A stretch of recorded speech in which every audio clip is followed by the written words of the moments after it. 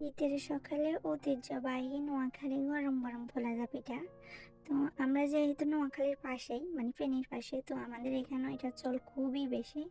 তো আমাদের এখানে খোলা পিঠা বলে, আপনাদের খোলা জালি পিঠা বলে, আপনাদের এখানে কি বলে অবশ্যই কিন্তু কমেন্টস করে জানাবেন।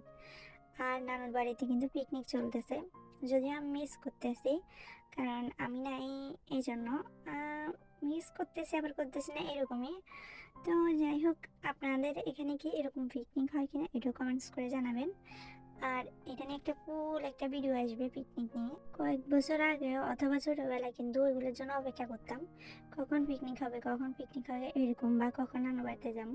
কিন্তু এখন ব্যাপারটা আর ওইরকম লাগে না, আসলে বয়সের সাথে সাথে সব কিছু কেমন অন্যরকম হয়ে যায়। তো যাই হোক, যখন মায়ের বাড়িতে ছিলাম, মানে আমার মায়ের বাড়ি যেহেতু গ্রামে, বললামই তো নোয়াখালীর পাশে, তো আমরা এরকম মা পিঠা বানাতো, আমরা পাশে দিয়ে বসে বসে খাইতাম, মানে গরম গরম। আপনাদের সাথে কি এরকমটা হয়েছে? আসলে এটা ঢাকা শহর এসব দিক খুবই কম দেখা যায়। আর আমি জাপান আসার পর সবচেয়ে জিনিসটা বেশি মিস করি, কেউ একজন আমাকে খোলা পিঠা বানা দিবে, আমি বসে বসে খামু চুলার পাশে, মাটির চুলায়। তো এটা তো আমার আম্মুর সাথে বেশি হতো, এখন আমার আম্মু নাই, মানে আমি একা হয়ে গেছি। সবচেয়ে বেশি মিস করি এটা। তো যাই হোক, ইনশাল্লাহ কখনো আবার বাড়িতে গেলে খাওয়া হবে। তো এটা তো একটা পিকনিক, দেখতে পাচ্তেছেন ইট দিয়ে চুলা বসেছে। তো ইনশাল্লাহ এটা নিয়ে একটা ভিডিও দেবো। আচ্ছা, কমেন্টস করে জানাতে ভুলবেন না আপনারা কে কে আপনার নানুর বাড়িতে এরকম আনন্দ করেন, মানে এরকম পিকনিক করেন।